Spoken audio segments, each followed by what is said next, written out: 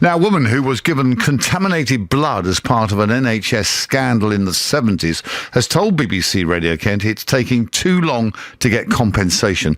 Pip, not her real name, told our reporter Alex Bish she was infected with hepatitis C after a blood transfusion. She's frustrated how long it's taking to come up with a compensation package for victims. They did diagnose the hep C in 2008, but I wasn't told that it was part of lots of people were going for it,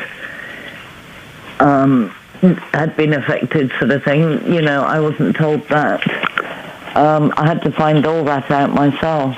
Now, the government is promising extra money that will come to the victims. The consultation that's on until April. How late in the day is that money, but how welcome will it be, this compensation? Well, if they give compensation, the consultation is taking money away from us.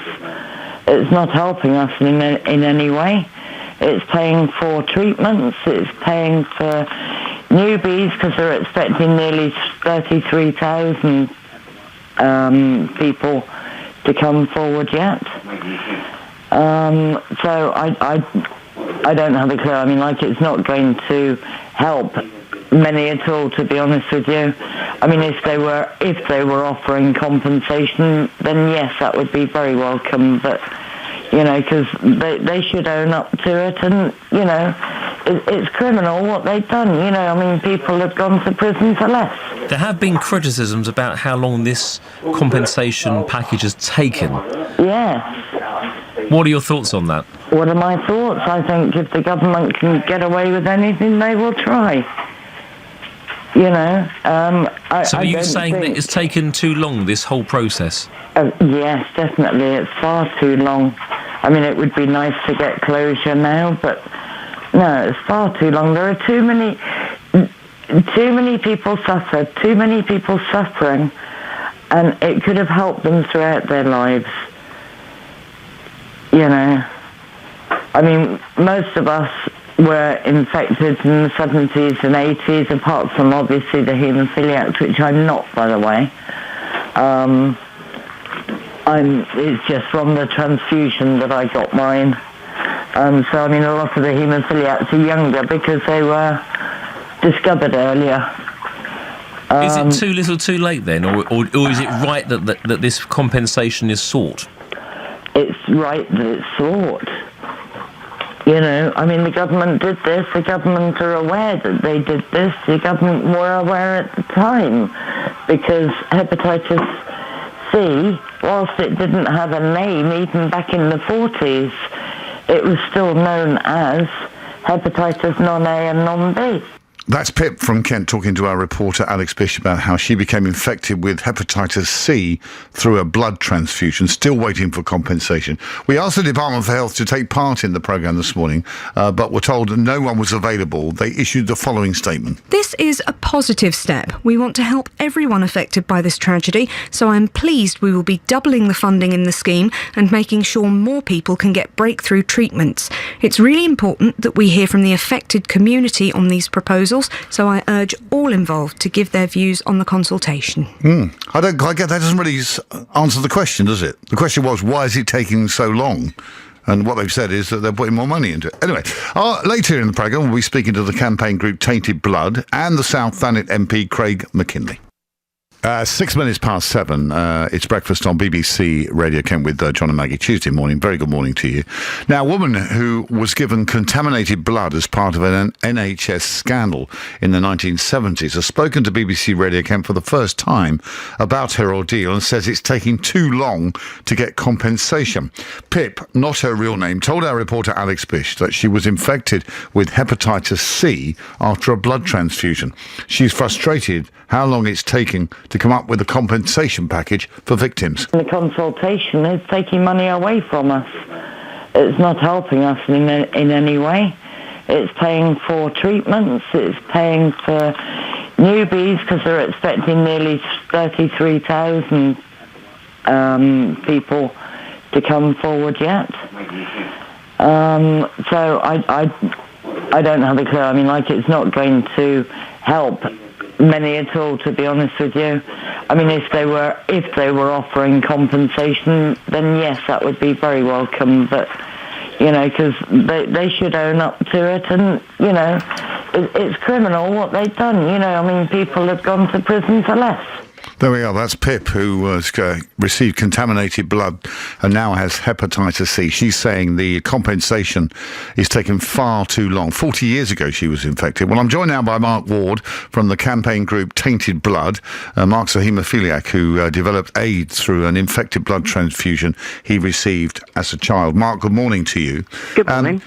We heard from Pip there as well. 40 years ago she was infected. What is the current state of play with the compensation package? Do you know? Yeah, same as where it was 40 years ago, non-existent, to be honest with you, John. The government of,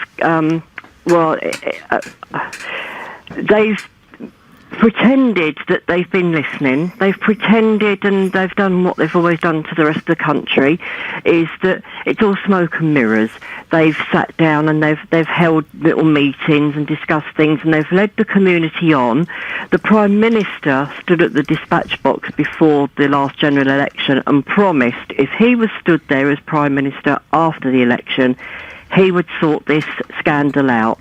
And basically he's turned around and disappeared into his shell and done what everybody else has done to us in the past, betrayed the community. A lot of people think that this is could be a deliberate ploy on behalf of governments, not just this government. This has been going on for a long time, because obviously the longer it goes on, the fewer people will be around to receive the money. Oh, I think you're right, John. The longer they can drag this out and mess people around, the more people will die, less people they have to pay out compensation to.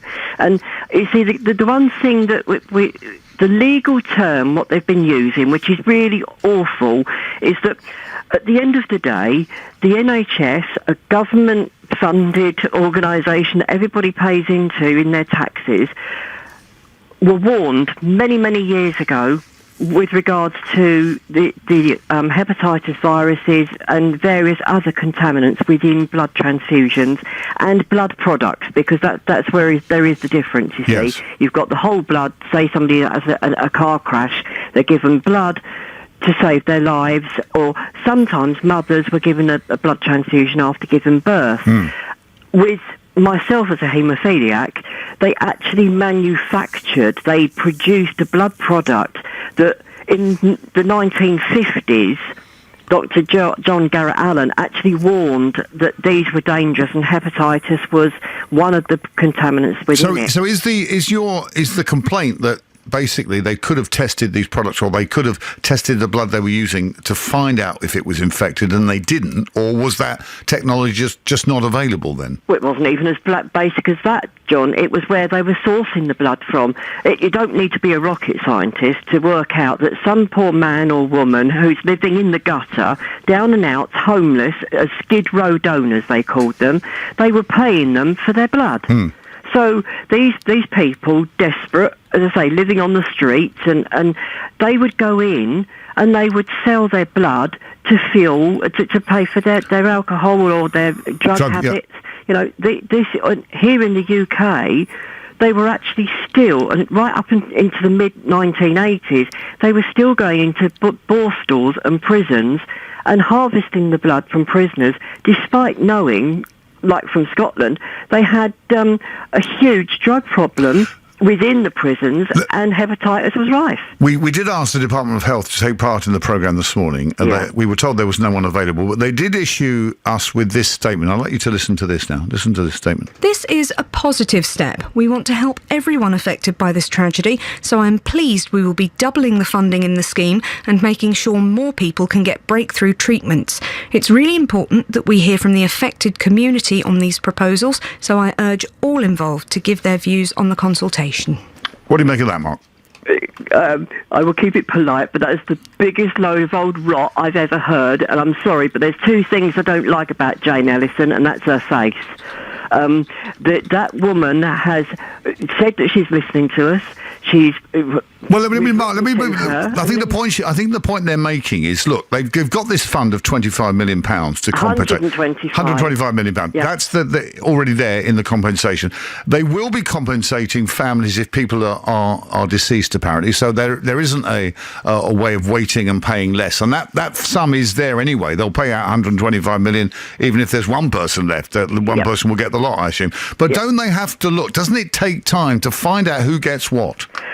Well, yes, it does. But also the other thing is that I'm sorry to be rude, but they are not paying compensation. If you listen to the last debate, the announcement when this consultation was made to the House, they have actually said that for legal reasons they have never found liability because they've never allowed us to go to court to prove liability. But does it matter as long as you get some? It's not compensation. What we're going to be doing is this consultation that they are talking to us about basically works out with the amount of people, and it's roughly 7,500 people we're talking about here. It means that someone like the lady you were talking to, she would probably only get about £260.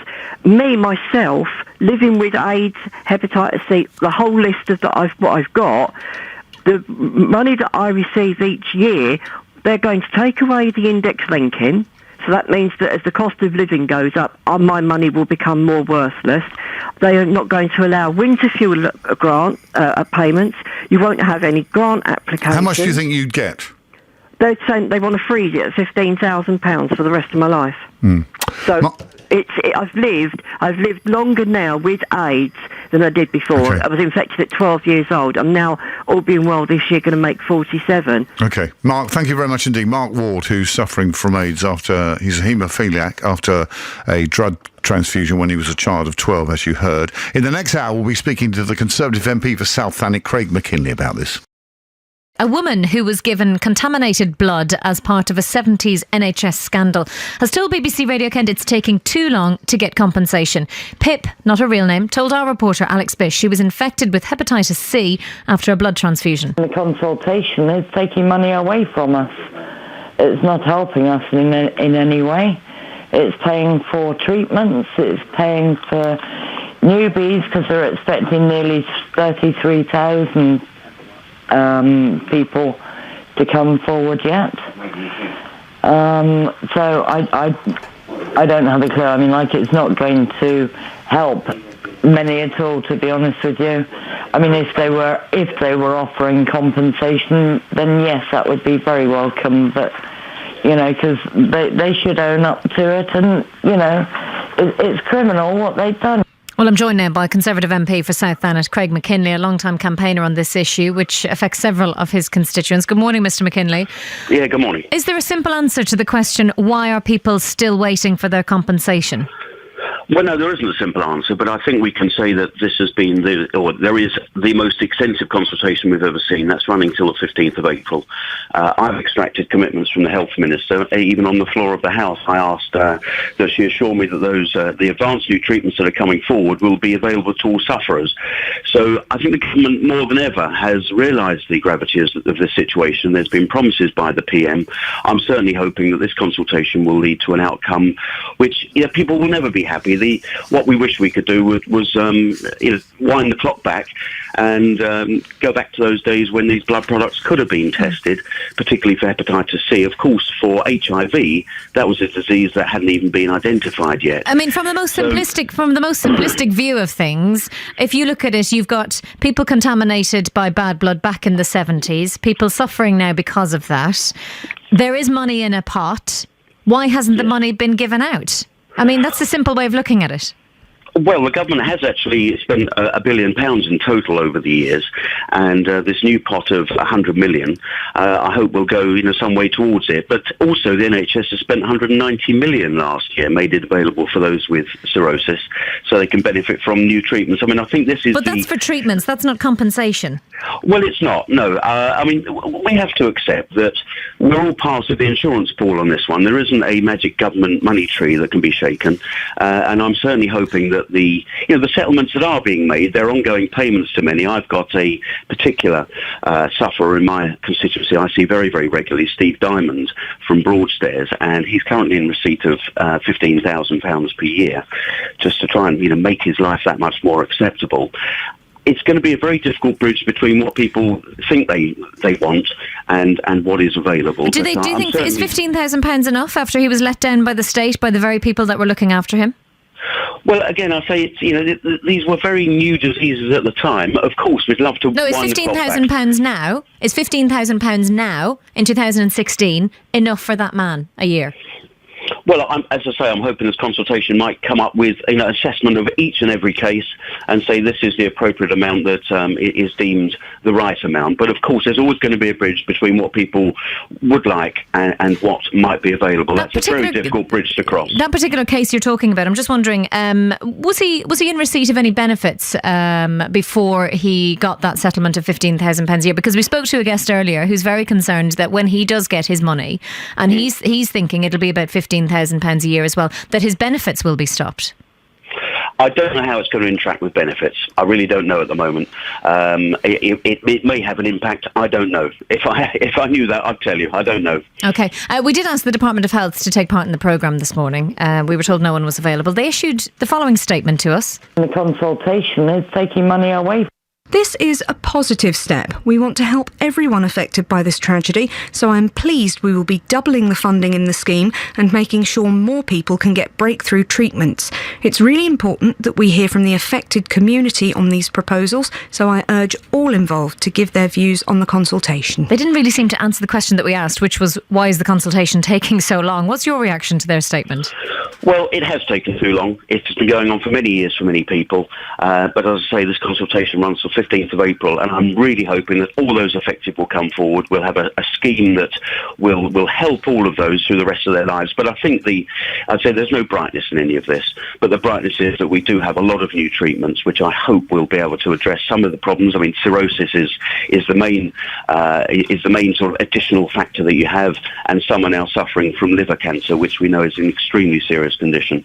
But it's one of those things where we are where we are. We wish we could wind the clock back, and those blood products had been tested, particularly for hepatitis C. HIV is another issue because, as I said, it didn't exist, but it existed, but it hadn't been identified. I'm hoping this will be as close to the perfect solution that we can find. I mean, this is not that much different from some of the asbestos settlements we saw coming through from the 70s and 80s when we didn't realise what asbestos did.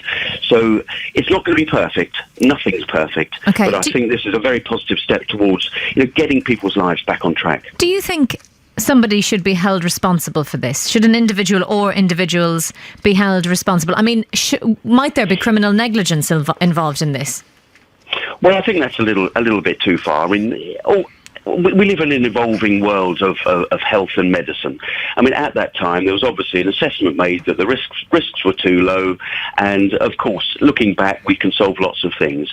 I haven't actually yet identified whether the supply of a lot of these blood products, which were from the USA, whether those companies are being pursued. That's certainly something I will be asking the health minister, because that would seem to be an obvious avenue to look. But, it's all very well. We look for some sort of criminal action. I think that would be extreme, but what we need to do is actually try and put these people's lives not right, because we can't do that, but as close to better as we can possibly make it. But at the end of the day, this is going to have to be paid for by taxpayers. There isn't a magic government money tree, and we're trying to do the best we can. Okay, thank you for joining us this morning, Conservative MP for South Thanet, Craig Mackinlay.